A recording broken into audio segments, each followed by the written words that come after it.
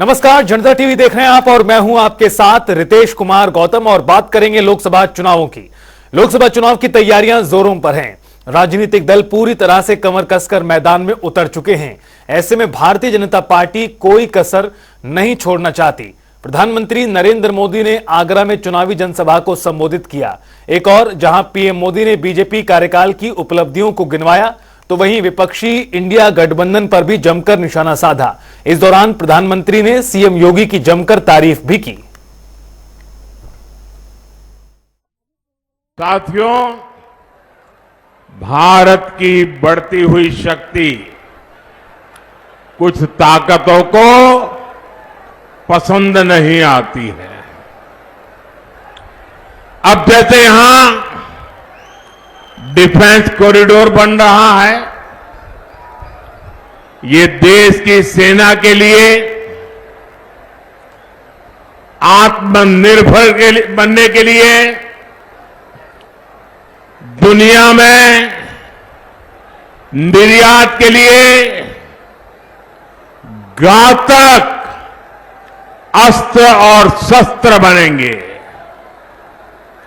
लेकिन दुनिया भर में जो हथियारों के दलाल है,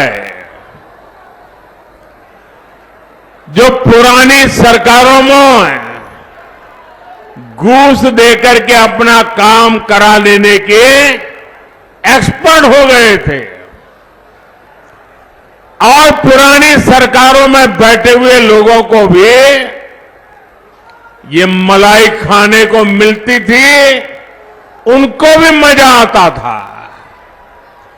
ऐसे सारे लोग अब मोदी जब शस्त्रों को यहां बनाने की बात करता है, देश को आत्मनिर्भर बनाने की बात करता है, तो बौखला गए हैं, बहुत नाराज हैं।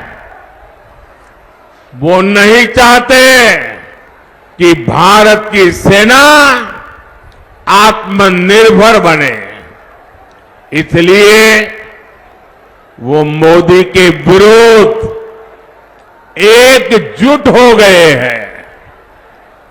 इन ताकतों को रोकने के लिए, देश के उज्जवल भविष्य के लिए, देश की सुरक्षा के लिए फिर एक बार बीजेपी एनडीए सरकार लाना बहुत आवश्यक है। भाई और बहनों, मोदी की गारंटी सबका साथ, सबका विकास की है। लेकिन सपा कांग्रेस के इंडी गठबंधन के लिए देश से भी पहले उनका वोट बैंक और उनके लिए उनका वोट बैंक खास है। हमारा 10 साल का ट्रैक रिकॉर्ड हो या फिर भाजपा का संकल्प पत्र, हम जोर दे रहे हैं सैचुरेशन पर। अपना बहनों और भाइयों, आप सबने इस बात को देखा है कि आदरणीय प्रधानमंत्री जी ने देश के आजादी के अमृत महोत्सव वर्ष के अवसर पर देशवासियों को पंचप्रण के साथ जोड़ने के लिए एक आह्वान किया था। एक और प्रधानमंत्री मोदी जी का पंचप्रण का वह आह्वान जो भारत के अंदर गुलामी के अंशों को समाप्त करने और विरासत का सम्मान करने के आह्वान के साथ आत्मनिर्भर और विकसित भारत की संकल्पना के लिए प्रत्येक भारतवासी को जुड़ने के लिए आह्वान करता है और उसके साथ एक साथ मिलकर के आगे बढ़ाने का आह्वान करता है। तो बहनों और भाइयों, दूसरी ओर भारत के प्रति नफरत की भावना के साथ खड़े हुए कांग्रेस, समाजवादी पार्टी और इंडी गठबंधन से जुड़े हुए वे सभी लोग भी हैं जिनका इतिहास देश के खिलाफ गद्दारी करने का रहा है, जिनका अतीत देश के अंदर जाति, क्षेत्र और भाषा के आधार पर सामाजिक ताने बाने को छिन्न भिन्न करने का रहा है और जिनको जब भी सत्ता में आने का अवसर प्राप्त हुआ उन्होंने देश के अंदर अनुसूचित जाति, जनजाति और पिछड़ी जाति के लोगों के हकों पर डकैती डालने के साथ ही गरीबों के हकों पर भी डकैती डालने का कुत्सित प्रयास किया है। बहनों और भाइयों, जब इस देश का लोकसभा का एक चुनाव होने जा रहा है, उन स्थितियों में आपके द्वारा 2014 में प्रधानमंत्री मोदी जी के नेतृत्व पर विश्वास किया गया और आज उस विश्वास का परिणाम हम सबके सामने है। दुनिया के अंदर भारत का सम्मान बढ़ा है, देश की सीमाएं सुरक्षित हुई हैं, आतंकवाद और नक्सलवाद से भारत मुक्त हुआ है, विकास के बड़े बड़े कार्य हुए हैं और गरीब कल्याणकारी योजनाओं का लाभ देश की जनता जनार्दन को बिना भेदभाव के प्राप्त हो रहा है। भारत दुनिया की सबसे बड़ी आर्थिक महाताकत के रूप में उभरता हुआ दिखाई दे रहा है। जिन लोगों को भारत के अंदर गरीब कल्याणकारी योजनाएं, विकास की योजनाएं, सुरक्षित भारत अच्छा नहीं लग रहा है, वे लोग फिर से षड्यंत्र करने के लिए आपके बीच आए हैं और इसीलिए आप सबका आह्वान करने के लिए कि आपके वोट ने देश की तकदीर और तस्वीर को बदलने में बड़ी भूमिका का निर्वहन किया। 10 वर्ष में एक नए भारत का हम दर्शन कर रहे हैं। देश भर में कल दूसरे चरण के लिए मतदान होना है। उत्तर प्रदेश में भी 8 सीटें दूसरे चरण में मतदान के लिए जा रही हैं, जिसे लेकर तैयारियां पूरी कर ली गई हैं। नोएडा से हमारी संवाददाता जूही श्रीवास्तव की रिपोर्ट आपको दिखाते हैं। बता दें कि इस समय हम विधानसभा क्षेत्र 61 नोएडा के सेक्टर 12 के आदर्श प्राइमरी स्कूल में मौजूद हैं और आपको बता दें कि जैसा कि 26 अप्रैल यानी कि कल दूसरे चरण के चुनाव होने हैं, ऐसे में यहाँ पर मतदान वोट करने के लिए यहाँ पर व्यवस्थाएं की जा रही हैं। आपको दिखा दें कि ये देखिए बल्लियां लगाई गई हैं जगह जगह पर। यहाँ से लोगों की लाइनें लगेंगी और एक एक करके लोगों को जो है अंदर भेजा जाएगा और अंदर जाकर लोग अपना मतदान करेंगे। आपको दिखाते हैं कि अंदर किस तरह से तैयारियां की जा रही हैं। आपको दिखा दें कि आप देख सकते हैं कि जगह जगह बल्लियां लगाई गई हैं और जगह जगह पर लोगों की सीधी लाइन बनी रहे और व्यवस्थाएं ना बिगड़े, इसकी पूरी व्यवस्था की गई है। आप देख सकते हैं कि ये देखिए अंदर की तरफ भी जो है बल्लियां लगाई गई हैं और 9 कमरे चयनित किए गए हैं। यहाँ पर 9 कमरों में जो है मतदान डाला जाएगा। लोग 9 कमरों में एक एक करके मतदान डालेंगे। आप देख सकते हैं, साथ ही सुरक्षा व्यवस्था भी जो है यहाँ पर बनाई की गई है। आप देख सकते हैं कि सुरक्षा व्यवस्था भी यहाँ पर हुई है पूरी, ताकि कोई समस्या ना खड़ी हो। ये आपको दिखाते हैं कि ये वो कमरे हैं जहां पर जनता जो है वो अपना मतदान यहाँ आकर करेगी। एक एक करके लोग यहाँ आएंगे और अपना वोट डालेंगे। आप देख सकते हैं, आपको दिखा रहे हैं हम एक एक कमरा और किस तरह से यहाँ पर व्यवस्थाएं की जा रही है ताकि किसी को कोई समस्या ना हो और बड़ी ही शांतिपूर्ण ढंग से दूसरे चरण का जो चुनाव है वो संपन्न हो। तो आप खुद देख सकते हैं कि किस तरह से यहाँ पर व्यवस्थाएं की गई है।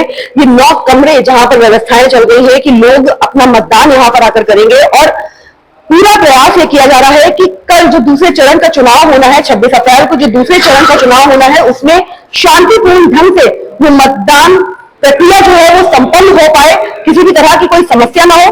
आपको हम दिखाते हैं कि कमरे में, हर एक कमरे में सभी जितने भी कार्यकर्ता हैं सब अपना काम कर रहे हैं और कल के लिए पूरी तैयारी करने में जुटे हुए हैं। इसके अलावा कल के लिए सुरक्षा व्यवस्था भी की गई है, जगह जगह पुलिस भी तैनात की गई है और कल लोग जो है शांतिपूर्ण ढंग से यहाँ पर आकर पूरी व्यवस्थित तरीके से अपना मत यहाँ पर मतदान करेंगे, अपना वोट डालेंगे। बाकी रिजल्ट 4 जून को पता चलेगा। तो वहीं संघ लोक सेवा आयोग ने पिछले हफ्ते यूपीएससी सिविल सेवा परीक्षा का परिणाम जारी किया है। इस परीक्षा में लखनऊ के आदित्य श्रीवास्तव ने टॉप किया, जिनसे हमारे संवाददाता टीएन मिश्रा ने खास बातचीत की है। देखिए। यूपीएससी की परीक्षा पास करना, यह देश के करोड़ों जो है लखनऊ का पूरे देश का जो है नाम रोशन किया है। और आदित्य श्रीवास्तव इसमें मेरे साथ हैं, मैं उन्हीं से जानूंगा कि इनका सफर कैसा रहा। सर, ये मेरा सफ़र तो काफ़ी अप्स एंड डाउन से भरा हुआ था। शुरू में कुछ फेलियर्स भी देखे, उनसे अपनी मिस्टेक से मैंने सीखा और कोशिश किया कि हर अटेम्प्ट के साथ मैं अपने आप को इम्प्रूव करता जाऊं और अपनी गलतियां कम करता जाऊं। तो डेफिनेटली ये एक मेमोरेबल और काफ़ी सीखने वाला सफ़र था।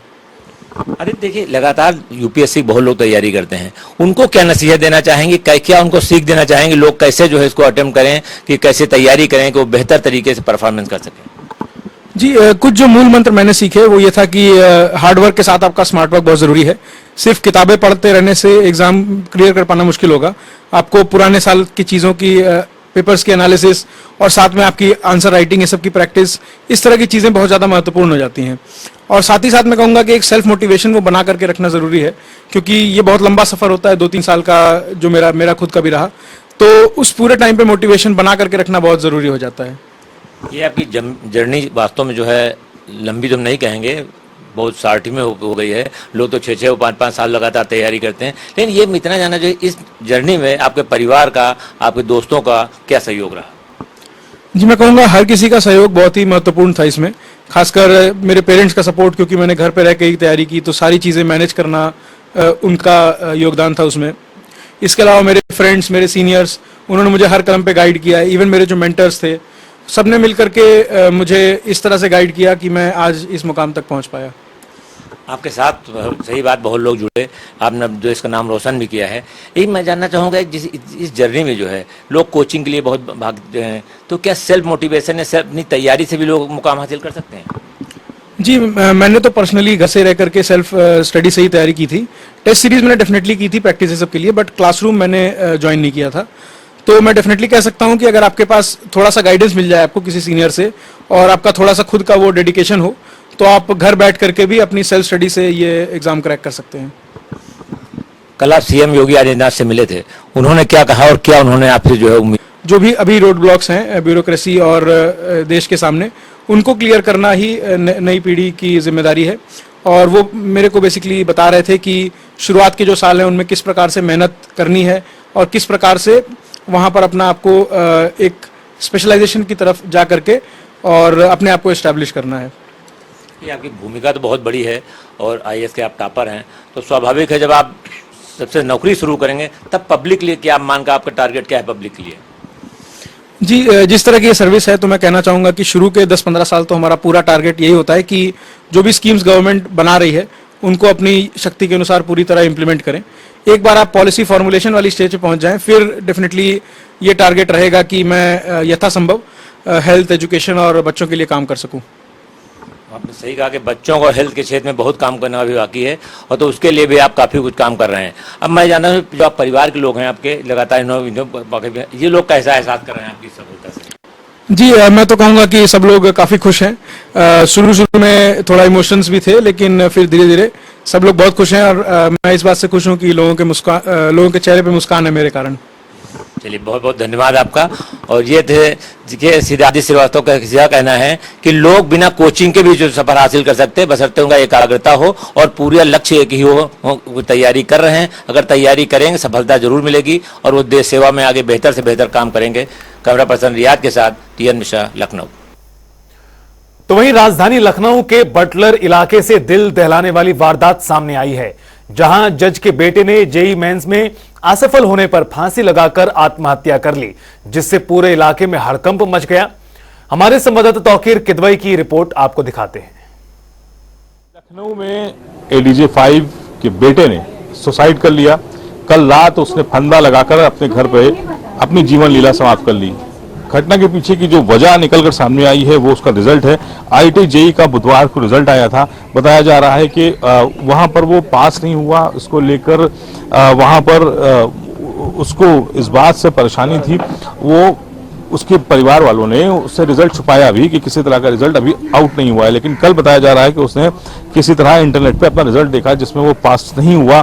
इसी वजह से दबाव में आकर उसने अपने ही को सुसाइड किया। उसने वहां पर घर में उसका शव मिला, घर वाले उसको अस्पताल लेके गए, लेकिन वहां पर डॉक्टर ने उसे मृत घोषित कर दिया। फिलहाल इस घटना के बाद से जो बच्चों के बीच जो पढ़ाई को लेकर दबाव है वो साफ नजर आता है कि लखनऊ हो या आसपास के जो जिले हैं जहां पर बच्चों के ऊपर पढ़ाई का बहुत दबाव है, इसी तरह की घटनाएं सामने आती हैं। क्योंकि जब रिजल्ट आया उसके बाद उसे पूरी उम्मीद थी कि IIT JEE में वो पास हो जाएगा, लेकिन उसके बाद जब उसको झटका लगा। लेकिन फिलहाल ADJ जो है यहाँ पर लखनऊ में तैनात हैं, लखनऊ में वो यहीं कोर्ट में ADJ 5 है और उनके घर के बाहर अब लोगों का आने जाने का तांता लगा हुआ है। आसपास के लोग भी सकते में हैं कि इस तरह की घटनाएं हो रही हैं। 18 साल की उम्र थी लड़की की, उसके बावजूद उसने सुसाइड किया और यहाँ पर अब उसको बॉडी पोस्टमार्टम से निकालने के बाद अयोध्या ले जा रहे हैं, जहाँ पे अंतिम संस्कार की आगे की जो कार्रवाई है वो की जाएगी। लेकिन फिलहाल यहाँ पर इस घटना के बाद सब सकते में जरूर है कि जो बच्चों की जो मनोदशा है पढ़ाई को लेकर, उसको लेकर सभी परिजनों को,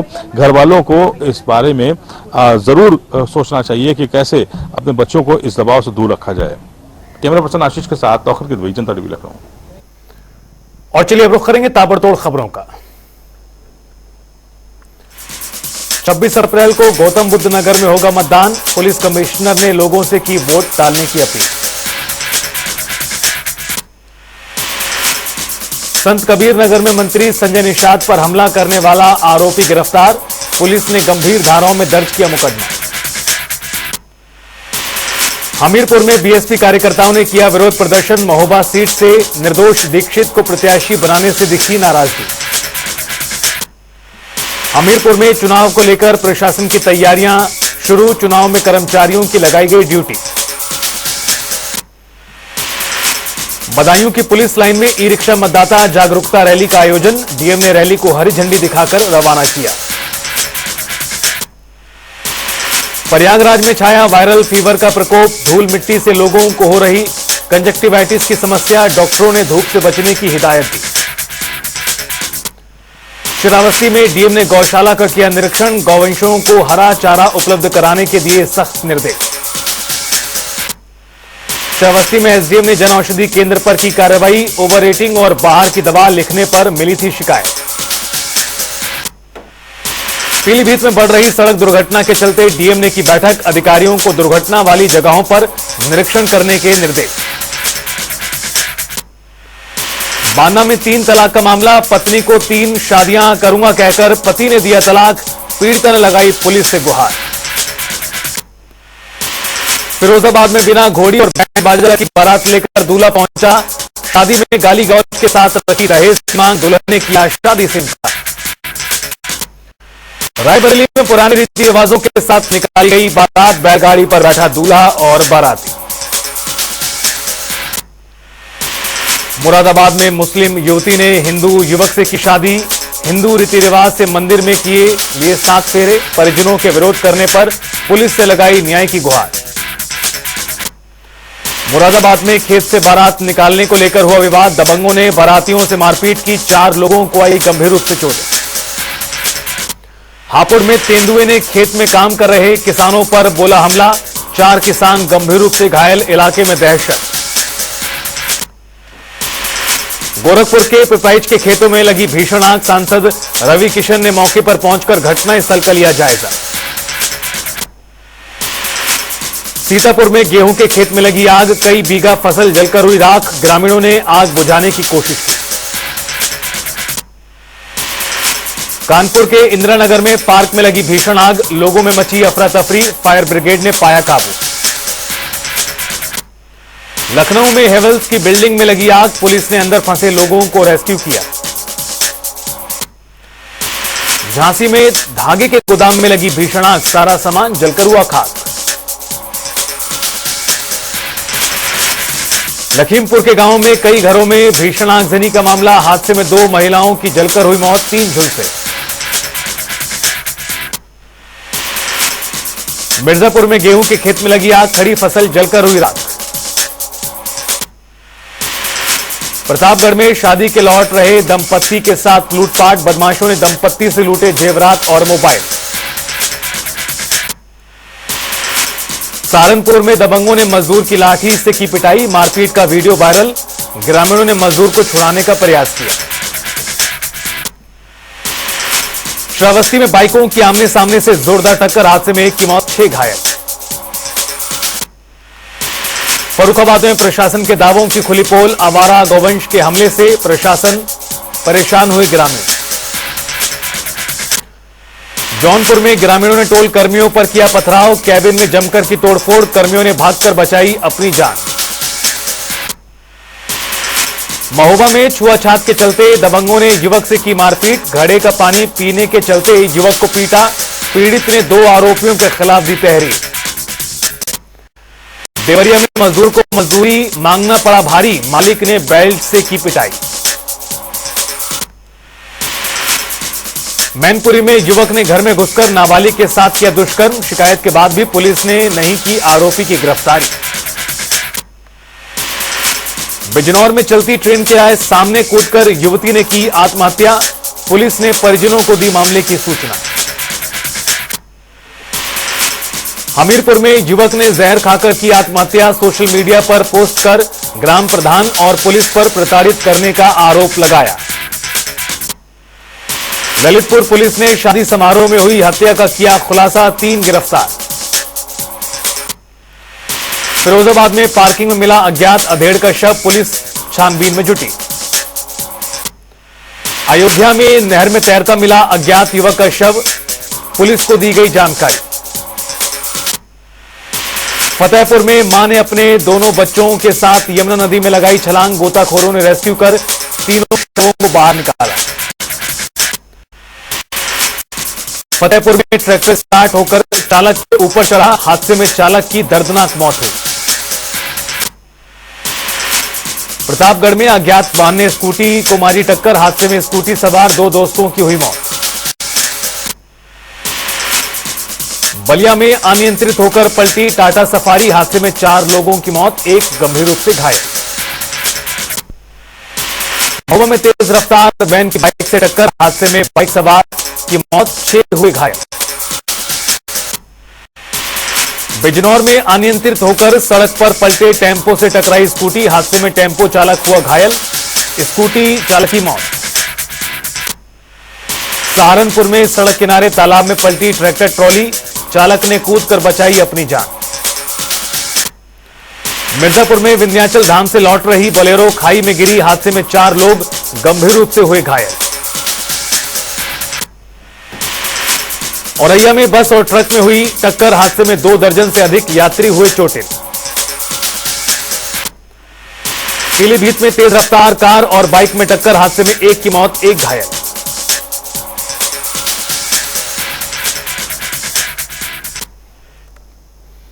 और फिलहाल इस बुलेटिन में इतना ही। आप देखते रहिए जनता टीवी।